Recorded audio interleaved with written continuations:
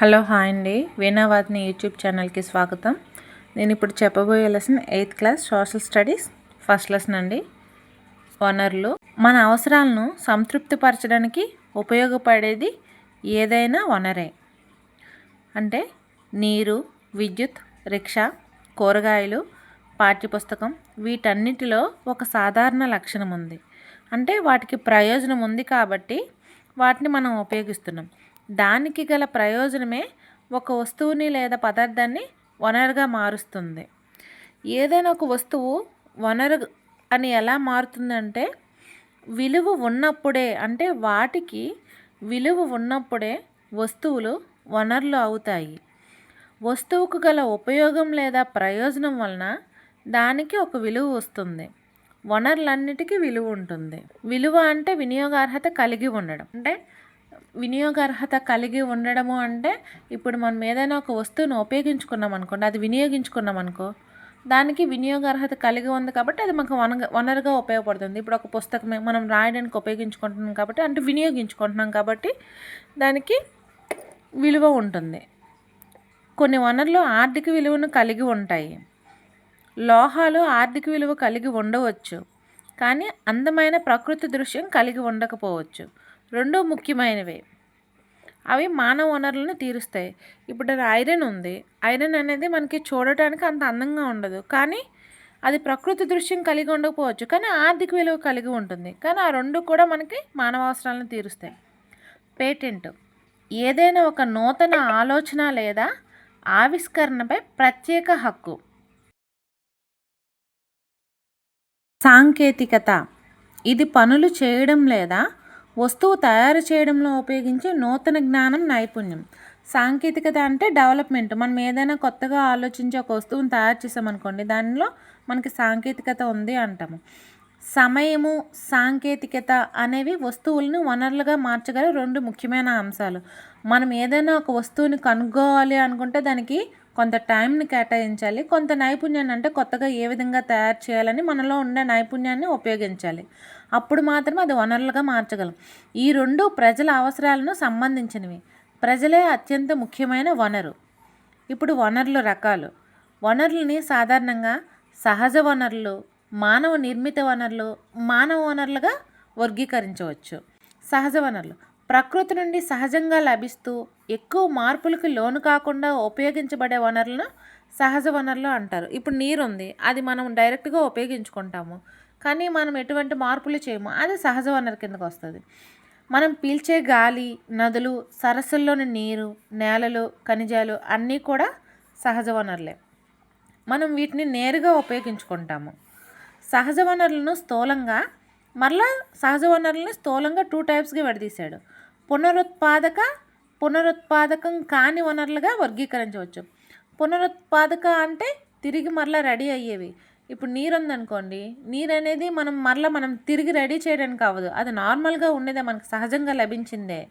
కానీ ఇప్పుడు పెట్రోల్ ఇవన్నీ తిరిగి ఉపయోగించుకున్న తర్వాత మనం దాన్ని తిరిగి ఉపయోగించుకోవడానికి అవ్వదు, కాబట్టి అలాంటి వాటిని పునరుత్పాదక కాని వనరులు అంటారు. అలాగే సహజ వనరులని స్థూలంగా 2 రకాలు, పునరుత్పాదక కాని. పునరుత్పాదక వనరులు అంటే పునరుద్ధరించబడేవి లేదా త్వరగా భర్తీ చేయబడేవి. వీటిలో సౌరశక్తి, పవనశక్తి వంటివి అపరిమితమైనవి.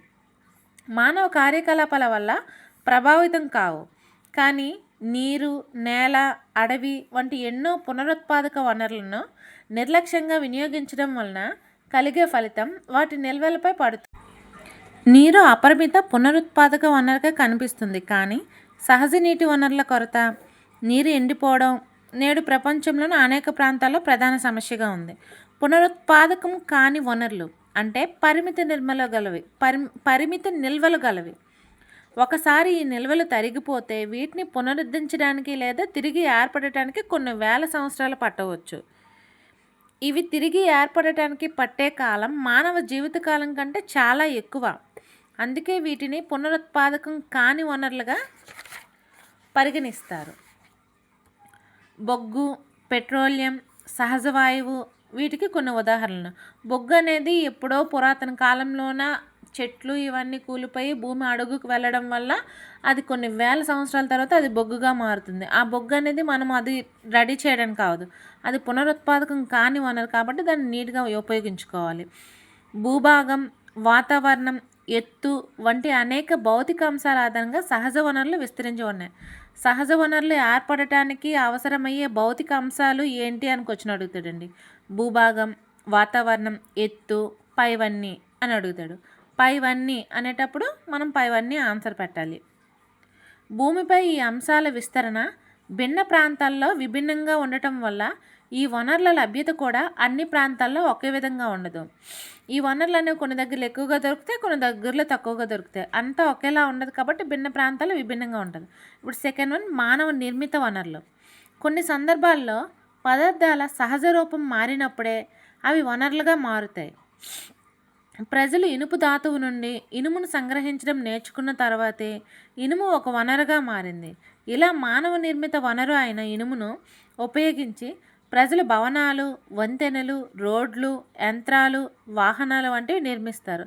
అందుకే వీటిని మానవ నిర్మిత వనరులు అంటారు. సాంకేతికత కూడా ఒక మానవ నిర్మిత వనరే. అంటే మనం మానవ నిర్మిత వనరులను తయారు చేయడానికి సహజ వనరులను ఉపయోగిస్తాం. సహజ వనరులను ఇప్పుడు బొగ్గు తీసుకుంటామండి. ఈ బొగ్గు అనేది నార్మల్గా మనకు సహజంగా ఏర్పడుతుంది బొగ్గు. ఈ బొగ్గు నుంచి మనం ఇనుమును తయారు చేస్తాము.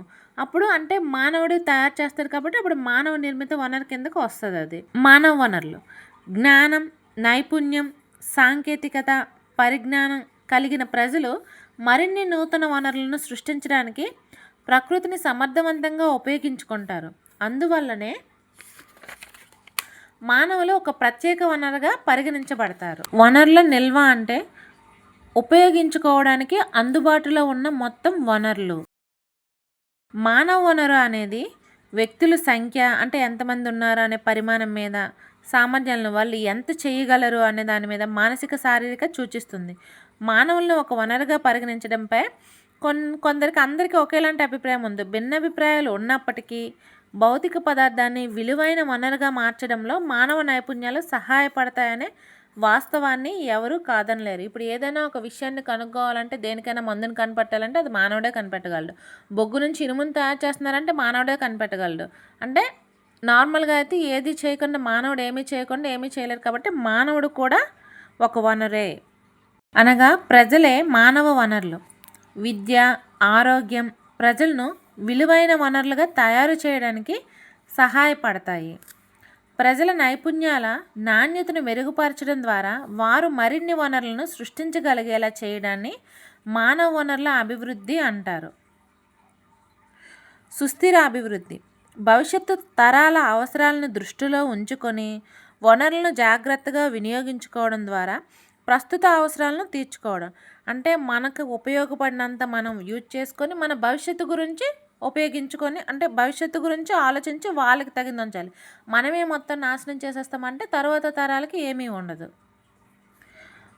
వనరులను పరిరక్షించడం వనరులను జాగ్రత్తగా ఉపయోగించుకుంటూ పునరుద్ధరించుకోవడానికి వాటికి సమయం ఇవ్వడాన్ని వనరుల పరిరక్షణ అంటారు.